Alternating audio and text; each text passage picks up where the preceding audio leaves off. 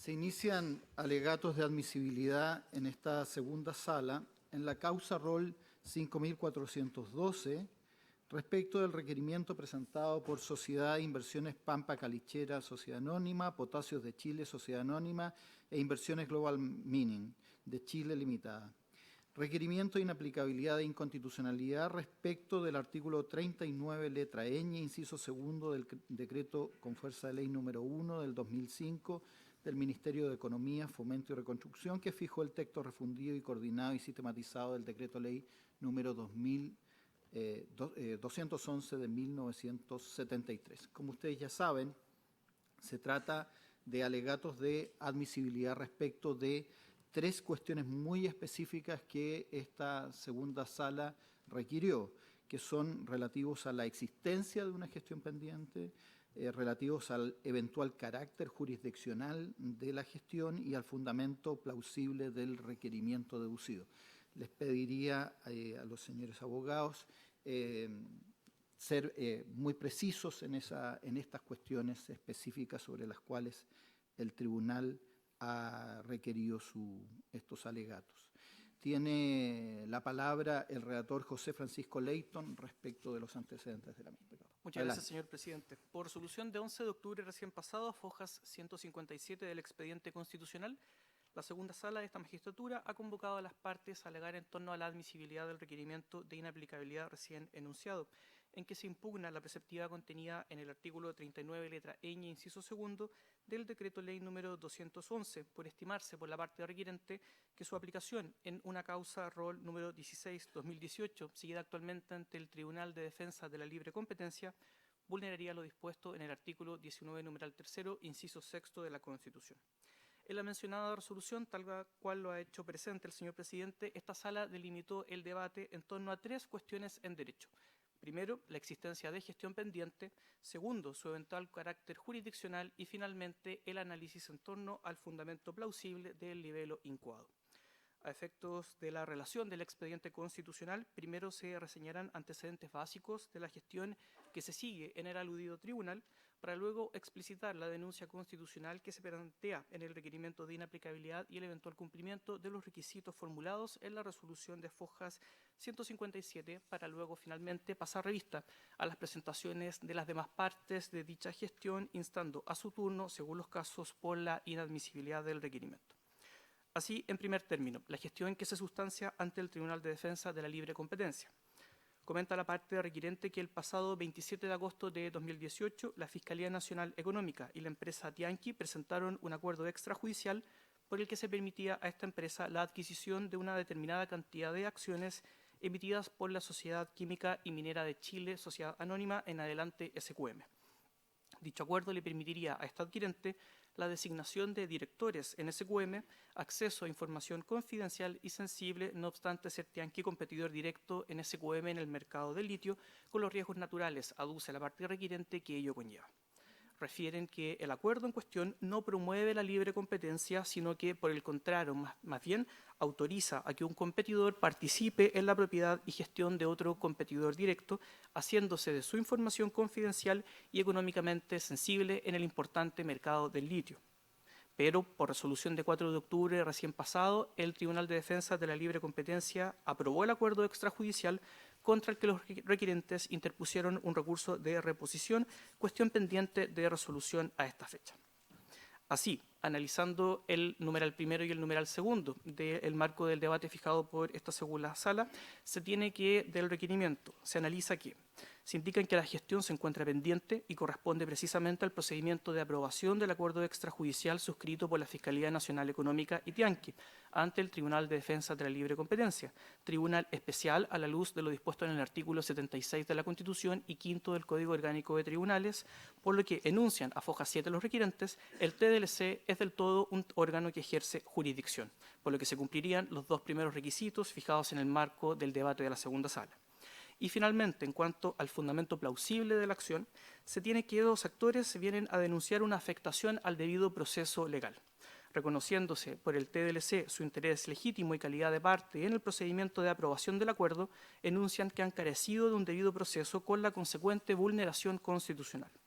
comentan que no ha tenido acceso a un real contradictorio, lo que se ha materializado en la imposibilidad de oponerse, rendir y presentar pruebas, o deducir recursos que deban ser resueltos por un tribunal diverso al que conoce y resuelve en primer grado, elementos todos esenciales de la noción del debido proceso legal y de que gozan todos los actores que ostenten interés legítimo en lo que se está acordando extrajudicialmente.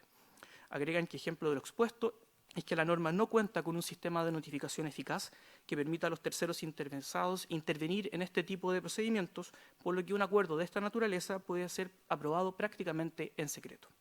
Lo anterior se constata, indican, con el hecho de que no fueron notificados de la existencia del acuerdo entre Tianqi y la Fiscalía Nacional Económica, no obstante ser partes en la investigación que ha desarrollado este ente, conociendo del mismo por la prensa al publicarse la resolución del TDLC que citó a los interesados a audiencia, notificada por Estado Diario, sin publicidad de ningún tipo de nadie más que de los comparecientes del acuerdo de estilo. Agregan que todas las partes, a excepción de la Fiscalía Nacional Económica y de Tianqi, tenían nulo conocimiento de la operación y de sus antecedentes, dado que la autoridad había acompañado un expediente administrativo completamente tarjado y un informe del que se debió hacer fe ciega por las partes. Por ello, analizando el fundamento plausible, el núcleo fáctico que desencadenaría el conflicto constitucional sometido por la parte requirente al conocimiento y resolución de esta magistratura es explicitado a foja 6 del libelo, en cuanto el TDLC habría resuelto en 15 días hábiles aprobar una operación valorada en 4.500 millones de dólares, existiendo como única vía de impugnación un recurso que será conocido por el mismo tribunal sin posibilidad alguna de revisión por un superior jerárquico, ni menos en segunda instancia. Por ello es que surgiría la vulneración al artículo 19, numeral 3, inciso 6 de la Constitución, dado que no se habrían respetado 3 institutos básicos de la noción de debido proceso legal conforme lo mandata expresamente el constituyente: bilateralidad de la audiencia, acceso a información, producción, rendición y objeción de prueba e impugnación recursiva. En el caso concreto, agregan, el procedimiento previsto en la norma impugnada no contempla los elementos del debido proceso aludidos respecto de los terceros con interés legítimo, como ocurre con las actuaras. Lo precario de este proceder ha sido reconocido incluso por el TDLC en su propia jurisprudencia. Por lo expuesto, añaden, no se haya llevado a cabo un procedimiento que tenga características de racional y justo. No se les ha permitido hacer valer sus alegaciones o defensas con una restricción de tal alta entidad que se les ha colocado en los hechos en una situación de indefensión. Por ello, finalizan en la presentación, lejos de protegerse la libre competencia con el acuerdo extrajudicial celebrado, la norma permite que un competidor cualquiera adquiera parte importante de una empresa competidora a nivel global con los riesgos naturales que ello conlleva. Por tanto, de la lectura del libelo de Fojas 1 y analizando el marco del debate delimitado por la segunda sala en su resolución rolante a Fojas 157, se tiene en síntesis que los requirentes argumentan, primero, que la gestión sí se encuentra pendiente y esta se sustancia ante el Tribunal de Defensa de la Libre Competencia, encontrándose interpuesto un recurso de reposición contra la resolución de 4 de octubre recién pasado que habría aprobado un acuerdo extrajudicial. Segundo, que el TDLC tiene carácter de tribunal especial y, por tanto, ejerce jurisdicción en virtud de lo dispuesto en los artículos 76 de la Carta Fundamental y 5 del Código Orgánico de Tribunales. Y tercero, que la acción deducida tiene fundamento plausible en razón de presentar un conflicto constitucional emanado del caso concreto en que la norma que se impugna habría imposibilitado el desarrollo de un proceso racional y justo, contraviniendo la noción de debido proceso legal que exige el artículo 19, numeral 3, inciso 6 de la Constitución.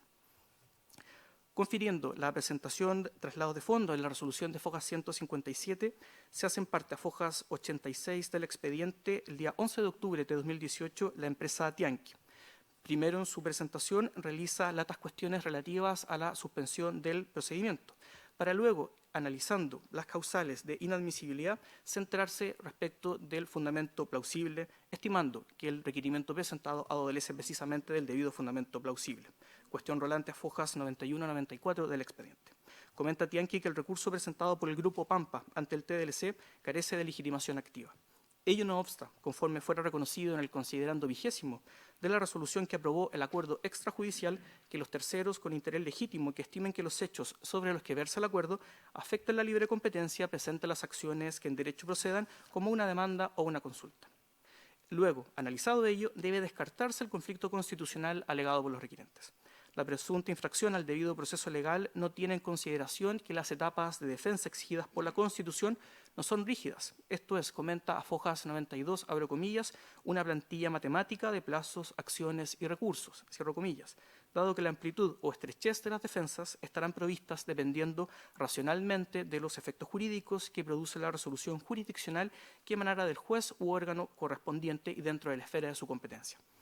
Por ello es que esta magistratura ha analizado razonablemente la norma constitucional que los requirentes invocan, autorizando siempre al legislador para determinar con cierta autonomía cuáles son las garantías de racionalidad y justicia para cada procedimiento según su particular naturaleza, sin imponer una solución mecánica en el propio texto constitucional. Por ello es que no se vislumbra una afectación al debido proceso legal conforme lo alegan los actores. Se ofrece a las partes que tengan interés legítimo la oportunidad de presentar sus alegaciones ante el Tribunal de Defensa de la Libre Competencia, dejando a salvo siempre las restantes acciones que contempla dicha normativa especial, que pueden deducir los terceros que cuenten con interés legítimo. Así, no puede argumentarse en esos términos una infracción al debido proceso legal. Con posterioridad, tanto con fecha 11 de octubre como con fecha 18 de octubre, también se hace parte Nutrien e insta por la inadmisibilidad del libelo. También solicita que sea desechada la solicitud de suspensión de la tramitación ante el TDLC.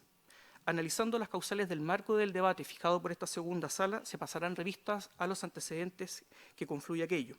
Primero, aduce Nutrien que no hay gestión que se encuentre jurídicamente pendiente para efectos de la aplicación de la norma impugnada. Comenta que todas las actuaciones que impone el precepto cuestionado ya fueron íntegramente cumplidas, habiéndose aprobado el acuerdo extrajudicial por el TDLC, lo que incluye el plazo ya precluido para reponer de lo decidido.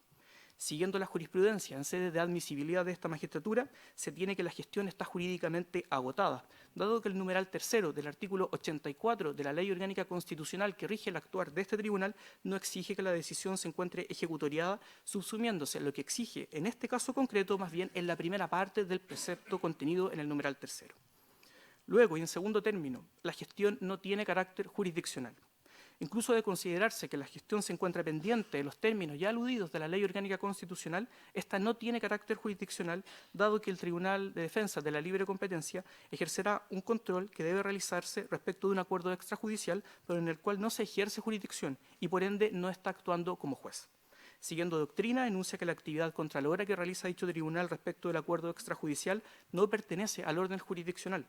La naturaleza de esta actividad es no contenciosa, revistiendo un carácter específico y concreto que resulta necesario para que un acuerdo extrajudicial surta eficacia. Por el contrario, y como lo ha reconocido esta magistratura, solo la potestad del artículo 18, numeral primero del decreto ley número 211 es propiamente jurisdiccional, siendo todas las demás competencias pertenecientes al ámbito administrativo, entre las que se encuentra precisamente la eventual aprobación o rechazo de un acuerdo extrajudicial. A ello debe agregarse que el Tribunal de Defensa de la Libre Competencia no conoce de un conflicto entre partes en la aprobación del acuerdo. La participación de terceros durante la audiencia especial es para entregar su parecer, pero no como partes respecto de la cual se esté eventualmente resolviendo un conflicto.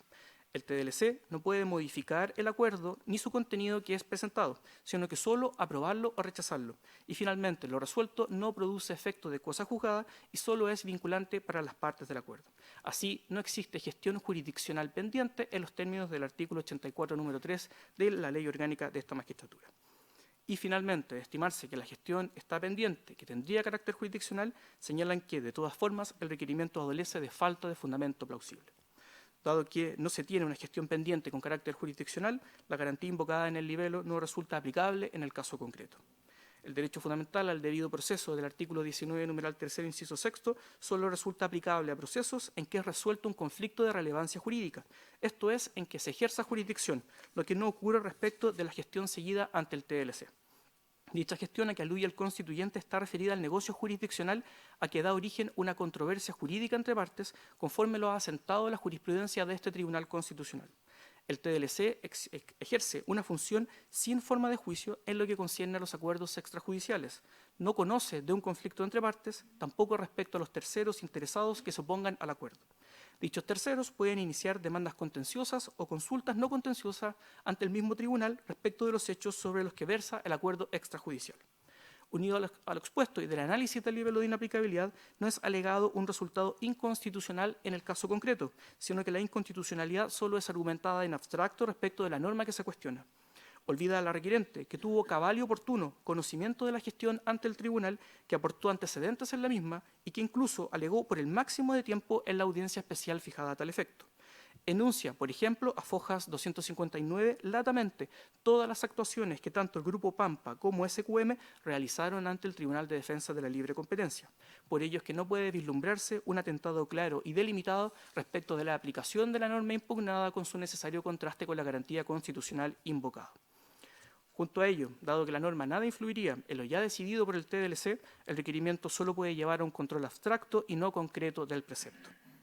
Sin embargo, incluso clarificado lo anterior, no puede alegarse tampoco en abstracto incluso una infracción al debido proceso legal. El procedimiento que establece la norma cuestionada no resuelve un conflicto. Lo que se sanciona conforme a esta norma no es obligatorio para quienes no son parte de un acuerdo extrajudicial. Lo que busca esta norma es que el TDLC analice si el acuerdo celebrado infringe o no la libre competencia. Se realiza un control de legalidad, pero no fáctico. La finalidad de esta norma en análisis, cuestionada por la parte requerente, busca que no todos los procesos en que la Fiscalía Nacional Económica estime que hay una infracción a la libre competencia o que resuelvan medidas preventivas para no afectarla, terminen en juicio. Así se ahorran recursos públicos, tiempo y se evita la incertidumbre que es consustancial a todo juicio. No obstante ello, por el interés comprometido, el legislador habría establecido que la facultad de la Fiscalía Nacional Económica sea sometida a un control de legalidad del Tribunal de Defensa de la Libre Competencia, cuestión que debe ser simple y rápida en armonía con lo preceptuado por el legislador de la Ley 20.945. La garantía del debido proceso tiene diversas características y modulaciones según la naturaleza del procedimiento y clase de intervención en él. Este tribunal ha señalado que los principios informadores del debido proceso son una opción de política legislativa que no es cuestionable en la medida que sea establecida por medio de una ley y que cumpla con estándares mínimos en armonía con la preceptiva constitucional. Así, si bien entre las bases del debido proceso se incluye el principio de contradicción o bilateralidad de la audiencia, la contradicción tiene distintos grados según la naturaleza de la acción deducida. Incluso indican la norma favorece a la parte requerente, lo que abunda la argumentación en torno a la falta de fundamento plausible del libelo. Es el precepto cuestionado la que le ha permitido intervenir en el proceso de aprobación del acuerdo ante el TDLC. Sin la existencia de esta norma, el denominado Grupo Pampa no habría tenido rol alguno en su aprobación. Así se impugna la norma que otorga habilitación para intervenir y oponerse en el proceso de aprobación. Finalmente, en esta presentación refieren que la falta de fundamento plausible también se evidencia en que de acogerse al requerimiento el resultado no tendría lógica en derecho, dado que se eliminaría el control del Tribunal de Defensa de la Libre Competencia respecto de acuerdos extrajudiciales celebrados por la Fiscalía Nacional Económica, cuestión que busca cautelar precisamente el derecho al debido proceso de quienes eventualmente quieran oponerse a la aprobación de este acuerdo. Finalmente, se tiene el déficit también en torno al fundamento plausible de que se impugna una resolución judicial. Siguiendo lo que ha sido resuelto por esta magistratura, la acción de inaplicabilidad no puede ser tenida como idónea para impugnar resoluciones judiciales de tribunales ordinarios o especiales, máximes, y por ello se analiza que la norma cuestionada ya habría recibido aplicación. A su turno, a fojas 367 del expediente constitucional con fecha 19 de octubre recién pasado, también se hace parte y formula una presentación instando por la inadmisibilidad de la Fiscalía Nacional Económica en la persona del señor Fiscal Nacional Económico subrogante. Comentan que el mecanismo que prevé la norma cuestionada fue introducida por la Ley 20.321 de 2009 para desjudicializar casos de competencia, permitiéndole a la Fiscalía Nacional Económica actuar preventivamente. Dado el bien público comprometido y para resguardar dicho debido interés, se contempla por el precepto un rol homologador del Tribunal de Defensa de la Libre Competencia, manifestado en la aprobación o rechazo del acuerdo sometido a su conocimiento. Estos acuerdos han permitido proteger por una vía administrativa, no jurisdiccional, la libre competencia, habiéndose celebrado ya 16 y aprobados 15, en armonía con una tendencia mundial para generar alternativas de aplicación de la normativa sobre libre competencia que evite los costos propios de todo proceso de larga duración. Analizando derechamente los 3 puntos del marco del debate fijado por la segunda sala, se tiene de esta presentación de la Fiscalía Nacional Económica lo siguiente. Primero y segundo, respecto de los elementos del debate, no hay gestión pendiente que tenga carácter jurisdiccional. Comentan que se sigue de la jurisprudencia de esta magistratura que si el órgano ante el cual se sigue la gestión actúa ejerciendo una función administrativa pero no jurisdiccional, no se tiene que existir gestión pendiente en los términos de la ley orgánica de este tribunal. Luego, la gestión en análisis no es jurisdiccional. Doctrina y jurisprudencia son contestes al señalar que el TDLC tiene atribuciones tanto jurisdiccionales como administrativas. En los mismos términos que la presentación anterior comenta que solo la potestad del artículo 18, numeral primero del Decreto Ley 211, corresponde al ejercicio jurisdiccional, siendo administrativas todas las restantes. La particularidad en la determinación de las atribuciones y deberes del TDLC responde al carácter esencialmente público del bien jurídico libre competencia, cuya cautela excede la protección de derechos subjetivos específicos mediante acciones contenciosas, requiriéndose de una acción estatal más amplia. Siguiendo lo que fuera razonado en la sentencia dictada por este tribunal, causado en 1448, existen en nuestro ordenamiento jurídico múltiples atribuciones entregadas a órganos judiciales que no corresponden a facultades jurisdiccionales. Uno de los casos es este, en que el TDLC ejerce funciones administrativas para cautela del bien jurídico libre competencia. Al estar la jurisdicción definida por la existencia de conflicto entre partes cuya resolución produce efecto de cosa juzgada, estos elementos no se encuentran presentes en el procedimiento de aprobación o rechazo de acuerdos extrajudiciales sin forma de juicio conforme lo establece expresamente el precepto que se cuestiona, lo que es propio de la denominada tutela sumaria, en que la decisión se adopta en forma rápida y desformalizada, no pretendiéndose inmutabilidad en la misma. Puesto que no hay un pronunciamiento sobre el fondo del asunto, se permite que todo aquel que detente un interés legítimo sobre el particular inicie las acciones jurisdiccionales o voluntarias para el debido resguardo de sus intereses, habilitando con ello al tribunal para conocer y resolver en el fondo. Un acuerdo extrajudicial solo lo que hace es inhibir una eventual acción futura de la Fiscalía Nacional Económica, dado que su pretensión de resguardo de la libre competencia ha sido satisfecha con las obligaciones que adquiere el agente económico que suscribe el acuerdo. Dado que dicho ente no tiene la exclusividad en las acciones de protección de la libre competencia, siempre queda a salvo la posibilidad de que los requirentes o que cualquiera que cuente con interés legítimo inicie un procedimiento de lato conocimiento. Unido a lo anterior y eventualmente analizando el fundamento plausible, la Fiscalía Nacional Económica también estima, igual que las anteriores presentaciones, que el requerimiento adolece de falta de fundamento plausible. Comenta que, entendida su naturaleza, el procedimiento para la aprobación de un acuerdo extrajudicial no se encuentra en condiciones de vulnerar garantías que solo son propias de un procedimiento que sea jurisdiccional. La alegación de la parte requirente en torno a que la norma vulneraría su derecho a defensa no considera que ésta sí protege sus derechos, conforme lo dejó expresamente asentado el Tribunal de Defensa de la Libre Competencia en la resolución que aprobó el acuerdo extrajudicial del pasado 4 de octubre, dado que cuentan con medios de impugnación claros y específicos.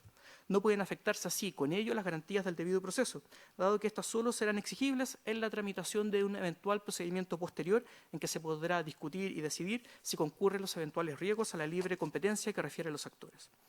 Por ello, las alegaciones del requirente sobre un proceso racional y justo resultan improcedentes en el marco de un proceso de tutela sumarísima, como lo es la aprobación de un acuerdo extrajudicial. Contrario a la contravención a los 3 institutos del debido proceso legal que denuncia la requirente, se tiene que el acceso a información y posibilidad de objeción de evidencia se restringe en general en los procedimientos jurisdiccionales y administrativos en sede de libre competencia, dado el necesario respeto a los valores de confidencialidad y reserva de estas materias. Luego, en lo que concierne a la segunda impugnación en sede de debido proceso de los requirentes, señala que el derecho de realizar alegaciones por terceros, ello solo es necesario para que se forme un objeto litigioso por quienes son partes, esto es, por quienes se ven afectados por una decisión. Pero todas estas cuestiones deben analizarse en el necesario contexto de homologación con que actúa el TDLC. Finalmente, la alegación sobre falta de instancia recursiva también debe ser desestimada, puesto que se está en presencia de un procedimiento de tutela sumarísima en que no existe prueba ni periodo probatorio, garantías reservadas a un posterior procedimiento de lato conocimiento. Incluso, agrega, la falta de fundamentación razonable se tiene en la especie en razón de que la norma favorece a la requirente, permitiéndole exponer en forma oportuna al TDLC lo que estime pertinente. Por ello, la impugnación de una norma establecida en interés de las propias actoras deviene en la inadmisibilidad del libelo por manifiesta falta de fundamento plausible. La determinación de un proceso administrativo específico es una cuestión que la Constitución ha reservado a la competencia del legislador, por lo que no se contraviene el debido proceso legal. Concluyo señalando, señor presidente, que constan en el expediente constitucional acompañados 10 informes en derecho por resolución unánime de la segunda sala de esta fecha. Los 10 informes se han tenido por acompañados, así como la documentación acompañada por las partes, confiriéndose traslado con esta fecha a todas las partes del expediente constitucional.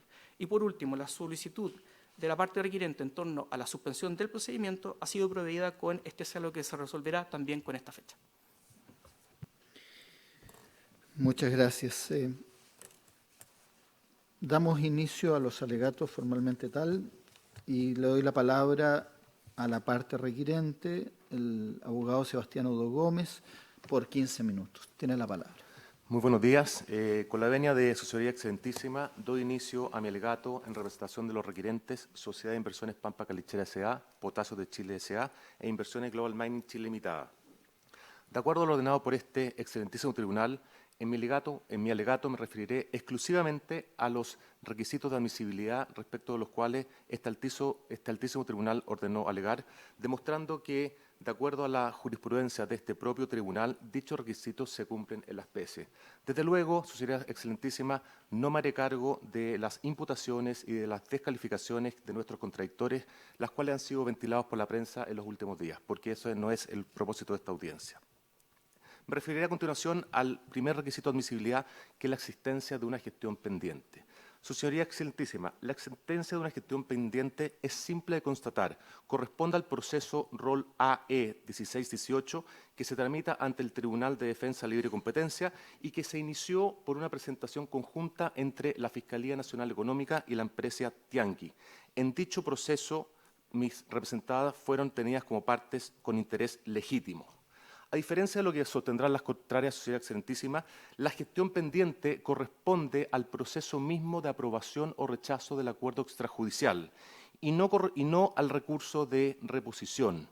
Es un criterio asentado de este altísimo tribunal que el recurso de reposición por sí mismo no constituye una cuestión judicial independiente, sino que es un simple trámite que hace que se encuentre vigente la gestión judicial donde incide. Y de esta forma, este altísimo tribunal ha declarado admisibles requerimientos de inaplicabilidad en las que la gestión pendiente precisamente se encontraba en esos términos por existir un recurso de reposición pendiente. En la minuta de alegato se citan todos esos fallos.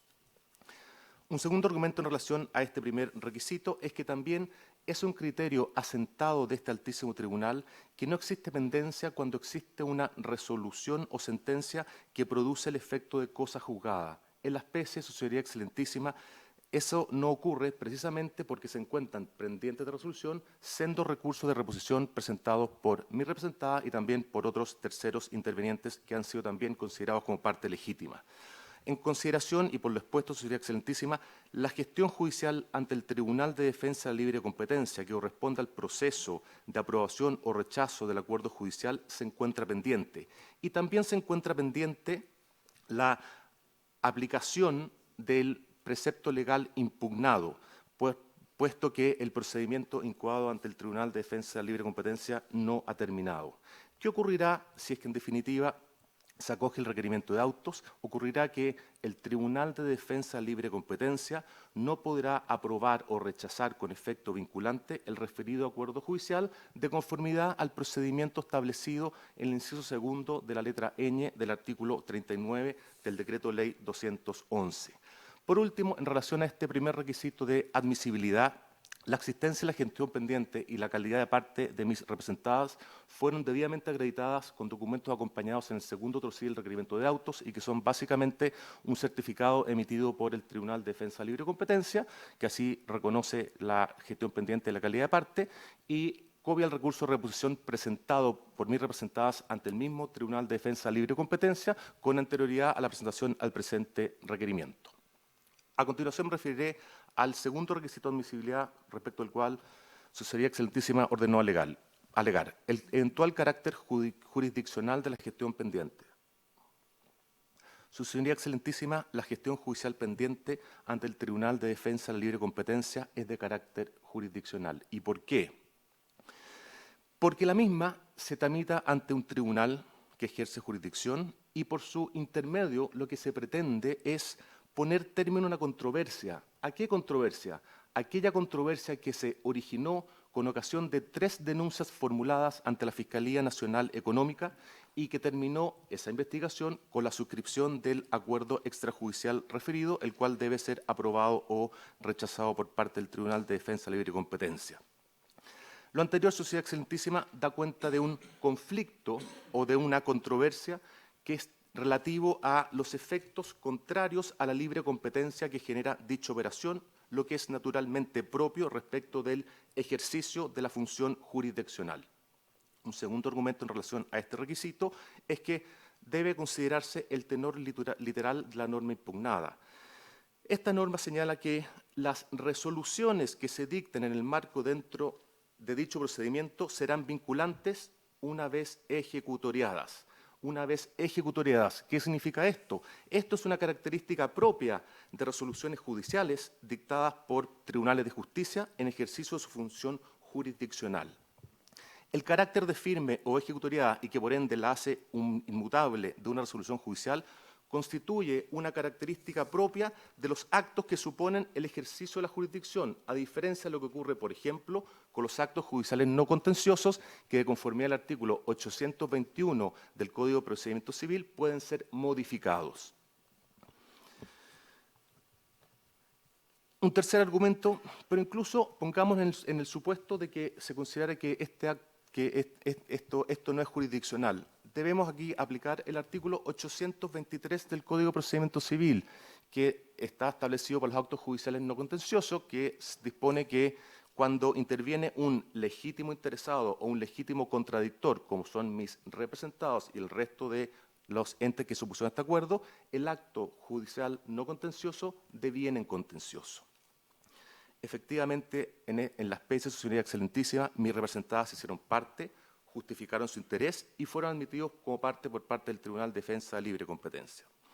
Finalmente, en relación a este requisito de admisibilidad, también, de acuerdo a la jurisprudencia que se cita en la minuta, este altísimo tribunal ha declarado admisibles requerimientos de inaplicabilidad en los que la gestión pendiente correspondía a procesos no jurisdiccionales, como administrativo disciplinario, y procesos y gestiones en los cuales la gestión pendiente era un acto judicial no contencioso, y en que además se alegaba la misma infracción a la garantía constitucional del debido proceso.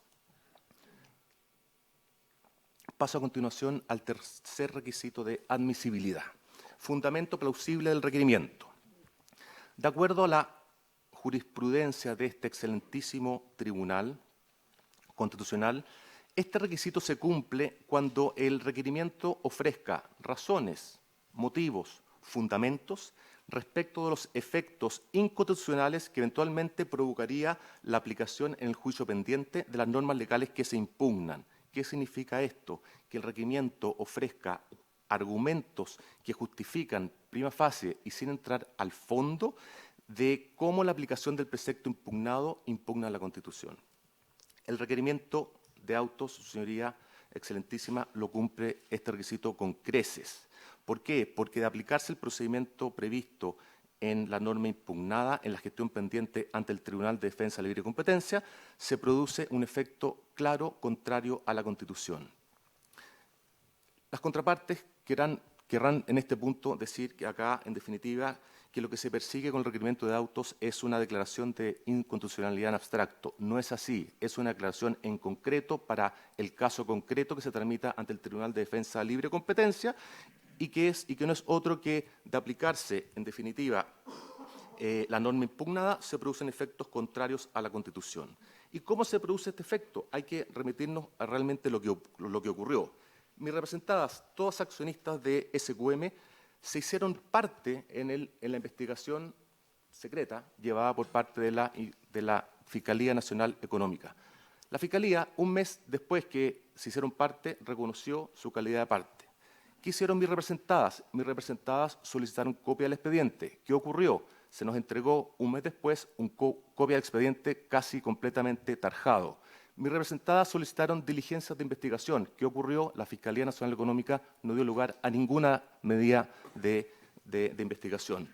Tampoco la Fiscalía se limitó a citar, a declarar a ninguno de los personeros de mis representadas.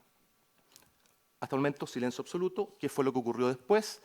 Por la prensa, el día 7 de septiembre pasado, supimos que la Fiscalía Nacional Económica había puesto término a su investigación, que había llegado a un acuerdo extrajudicial con la empresa Tenquí y que dicho acuerdo sería sometido a la aprobación o rechazo del Tribunal de Defensa de Libre Competencia.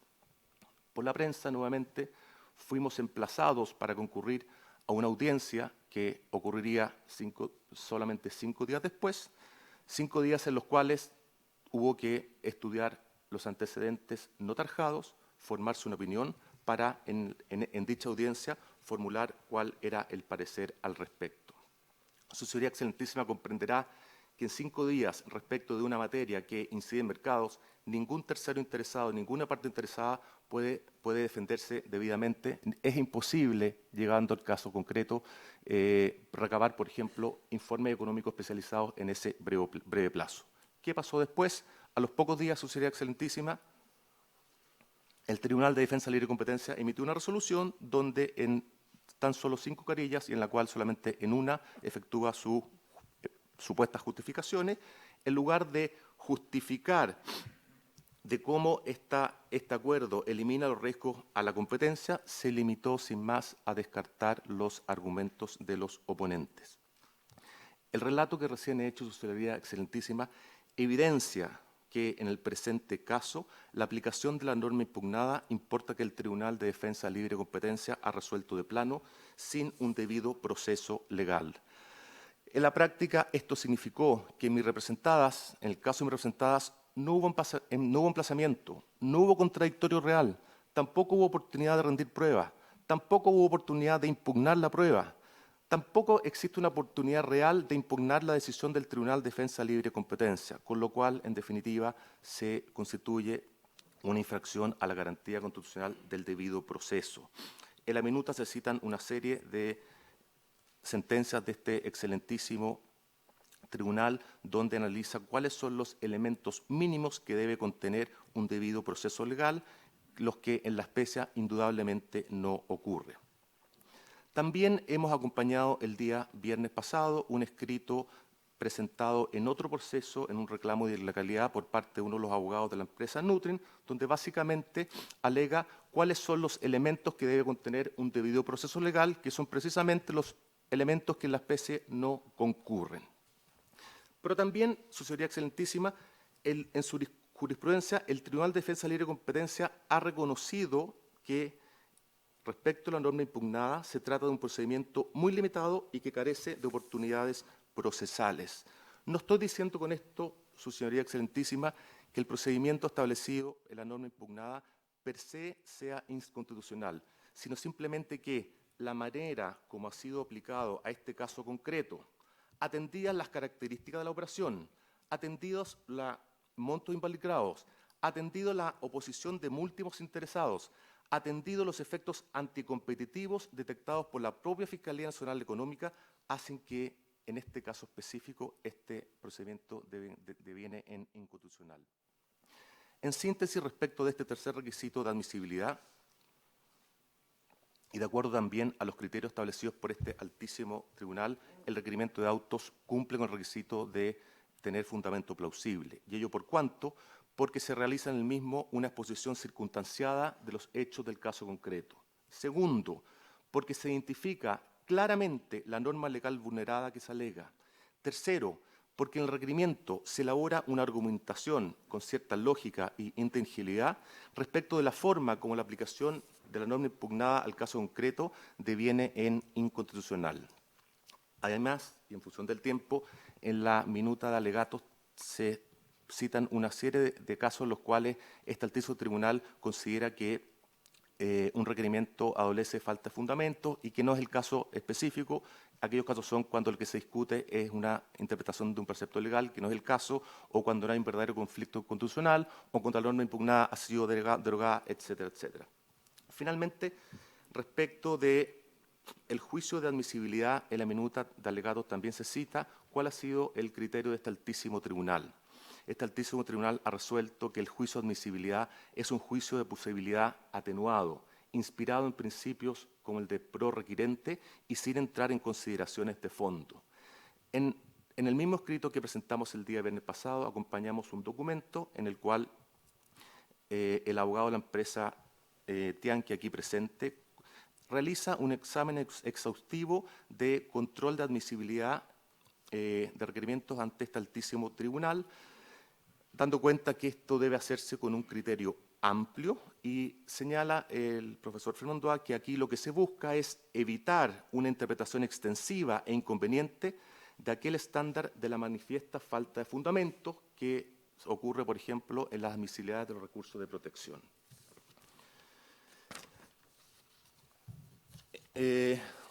Después de lo señalado, doy en consecuencia término a mi alegato y solicitando se declare admisible el requerimiento de inaplicabilidad de autos para que este excelentísimo tribunal emita un pronunciamiento respecto del fondo y, en el intertanto, se mantenga la medida de suspensión del procedimiento ante el Tribunal de Defensa Libre y Competencia, el cual fue presentado por escrito el día de hoy. Muchas gracias.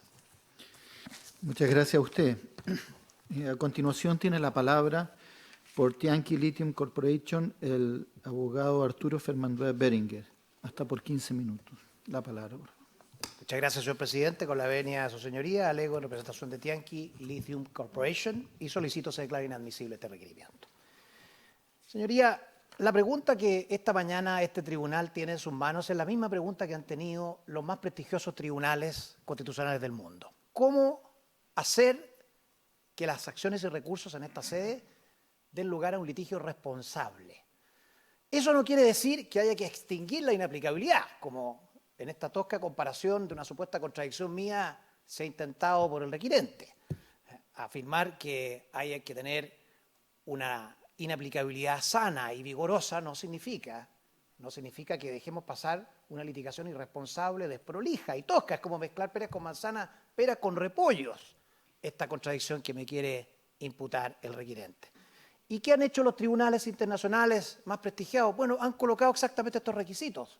Recordemos la ley del Tribunal Constitucional Alemán, que en 2006, precisamente el 2001, precisamente incorporó el perjuicio grave e ineluctable como una forma de reducir los casi 11.000 amparos que estaban llegando al año al Bundesverfassungsgericht, que es el tribunal alemán. O el Tribunal Español, el 2006, cuando agrega precisamente la especial relevancia constitucional de los asuntos que se traigan para acá. Porque este es el objetivo del control concreto, que la acción que se interponga acá, junto con ejercer un control de constitucionalidad celoso de las garantías, bueno, produzca algún efecto, tenga en la esfera de los derechos un resultado concreto. Y eso es lo que, señoría excelentísima, creemos definitivamente que no ocurre en este requerimiento, porque somos todos simpatizantes del debido proceso. ¿Quién no está a favor de colocar oportunidades de defensa, oportunidades de publicidad, oportunidades de prueba? Sabemos que son flexibles. Se han dicho en todas las partes, este tribunal más de 20 veces lo ha dicho, pero tiene que tener algún efecto preciso, porque esta no es una sede de discusión de política legislativa, de perfeccionamiento de la libre competencia. Eso lo vemos nosotros en las facultades. Aquí la idea es que este requerimiento pueda producir un efecto preciso y creemos que no, señoría excelentísima, por varias razones. En primer lugar, bueno, no toda gestión pendiente en un tribunal es jurisdiccional.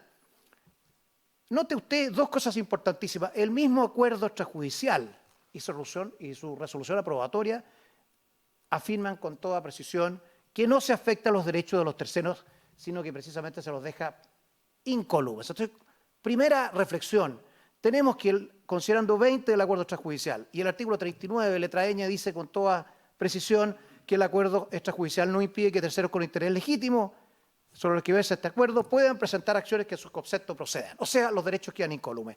El artículo 39ñ, esta resolución una vez ejecutoriada serán vinculantes para las partes que comparecieron al acuerdo. O sea, tenemos una situación en la cual hay terceros interesados, legítimos, pero respecto a los cuales no hay ningún retroceso en sus derechos. Y se quiere entonces aquí transformar una discusión sobre debido proceso con profundidad. Sabemos que el Ejecutivo originalmente quiso colocarle a este proyecto efectos respecto de terceros. El mensaje de la ley 20.945, páginas 15 y 16. Por ello, se propone introducir una modificación en el sentido que las resoluciones del TLC que aprueben acuerdos extrajudiciales producirán efectos respecto de terceros. Pero atención, en la página 94 de la misma historia de la ley se retira este efecto respecto de terceros. Entonces tenemos un trámite que este propio tribunal y la Corte Suprema lo han considerado administrativo. Como usted sabe, el oficio de la Corte Suprema a la Cámara, de la ley 19.911 que crea el Tribunal de Defensa de la Libre Competencia, dice expresamente, en el hecho estas cuestiones han resultado ser numerosas, requieren de una particular especialización técnica más allá de las ciencias del derecho y objetivamente no tienen un sentido realmente jurisdiccional propio de un tribunal de justicia. Se está refiriendo en general a las facultades del artículo 18 del DL 211. Podemos discutir hasta el infinito, como lo hacen algunos profesores de procesal muy prestigiados que acompañaron un informe, si es jurisdiccional o no es jurisdiccional. Lo importante es que pueda producir un efecto en los derechos del requirente.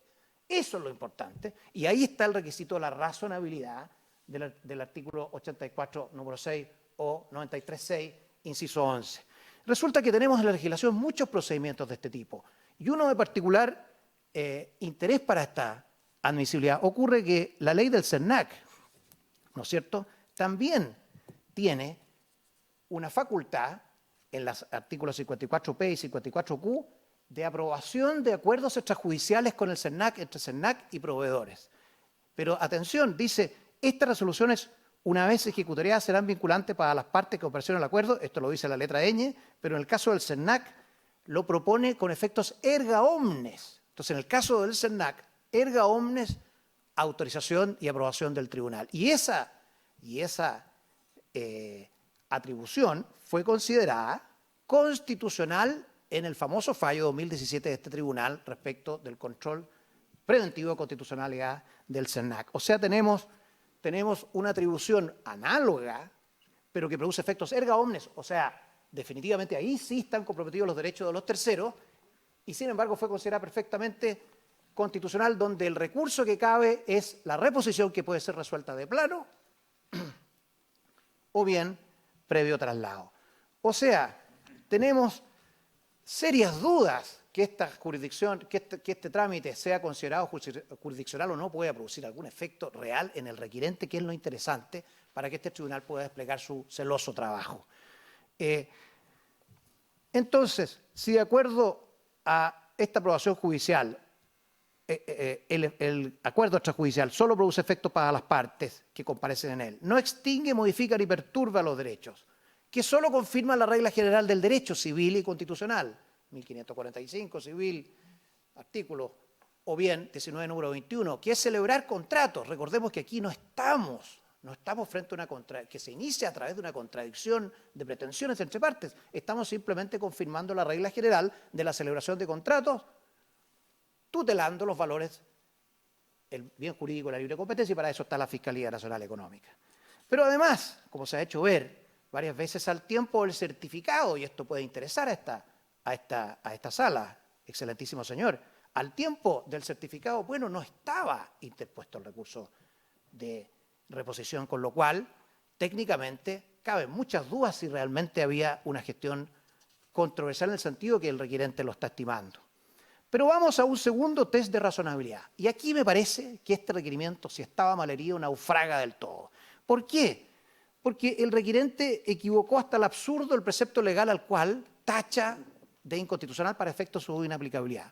Como usted sabe, excelentísimo señor, aquí lo que se pide es la inaplicabilidad integral del inciso segundo del artículo 39, letra ñ, que tiene dos incisos, y el primero es el que permite celebrar acuerdos a la Fiscalía con agentes sometidos a su investigación, y el segundo es el que permite al tribunal aprobarlos, interponer reposición respecto de él, citar a la audiencia, etc. Entonces, tenemos una verdad muy complicada para este requerimiento, porque lo primero es que si se declara tal como se pide la inaplicabilidad del inciso segundo, ocurre que se privaría al Tribunal de Defensa de la Libre Competencia de su facultad directa para conocer y fallar la reposición que ya está interpuesta.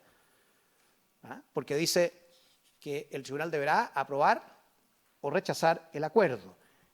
Ya tenemos un acuerdo celebrado y ocurre que si acogemos, supongamos, generosamente esta inaplicabilidad, tendríamos al Tribunal de Defensa de la Libre Competencia sin la facultad legal precisa para resolver la reposición. Entonces, el Tribunal de Defensa de la Libre Competencia tendría que ceñirse ¿a qué? Para resolver la reposición. El profesor José Correa plantea tres alternativas. Nosotros habíamos ideado dos. La primera, reglas generales. La profesora Marisol Peña sugiere reglas generales del Código de Procedimiento Civil, libros 1 y 2, normas comunes a todo procedimiento. Sí, pero tenemos un problema. Resulta que las reglas generales son el artículo 181 del Código de Procedimiento Civil, reposición dentro de 5º día que se puede fallar de plano, o el artículo 27 del Decreto Ley 211, reposición que también se puede fallar de plano, respecto a las cuales no cabe apelación. Entonces tenemos al Tribunal de Defensa de la Libre Competencia, suponiendo que se declarase en la sentencia definitiva que esta exquisitez de debido proceso ha vulnerado la Constitución, bueno, tenemos al Tribunal de Defensa de la Libre Competencia sin potencia, sin potestades para ayudar al requirente. porque tendría que resolver exactamente como está prevista la reposición en el artículo 39, letra ñ. Entonces, recordemos, señoría excelentísima, que el requirente tiene la posibilidad de identificar cuál es el precepto legal que a él lo incomoda ante las garantías del debido proceso. Pudo haber dicho, por ejemplo, que le molestaba la palabra una sola audiencia, que tiene el artículo 39, letra ñ, o sin forma de juicio, o en el plazo máximo de 15 días, pudo haber apuntado a la palabra máximo. A lo mejor le molestaba la duración del plazo, no me imagino plazos más amplios que 15 días, son un poco exagerados, cuando la reposición además tiene 36 páginas llenas de sofisticados argumentos. Alegar de que no se tuvo tiempo me parece un tanto improcedente. Entonces, el requirente puede seleccionar perfectamente cuál es el precepto y sin embargo no lo hizo. Le apuntó a la bandada, a todo el inciso segundo, y con eso deja sin facultades al Tribunal de Defensa de la Libre Competencia.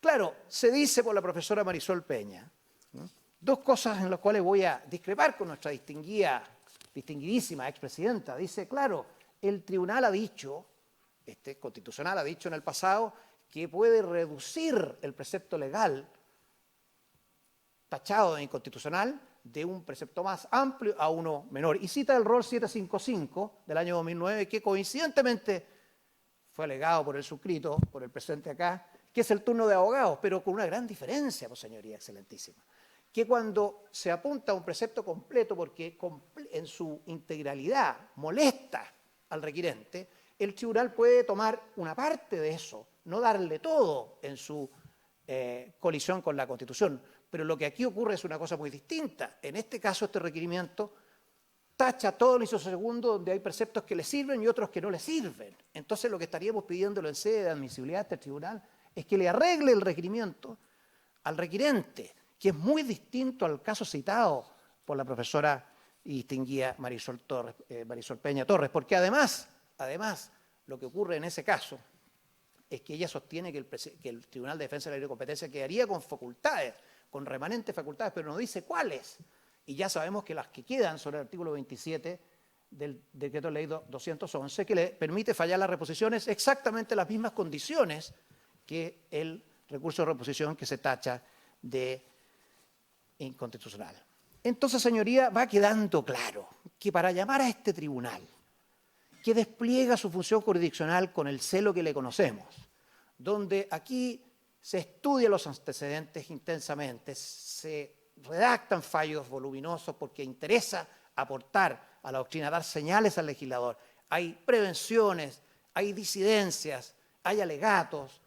Según el profesor Pfeffer en seminario que tuvimos aquí en mayo del 2017, 292 días toma un requerimiento para ser resuelto desde que entra, 202 días entre el alegato y la sentencia. Vamos a llamar a este tribunal a esa tarea, con un requerimiento que no tiene la aptitud para ayudar al requirente, no tiene fundamento razonable. Y no lo tiene porque ese requirente pudo, naturalmente, haber desplegado todas estas funciones y podrá realizarlas en el propio Tribunal de Defensa de la Libre Competencia, que es el lugar natural para resolver sus legítimas aspiraciones y pretensiones en relación a este acuerdo que mi representada quiere resolver.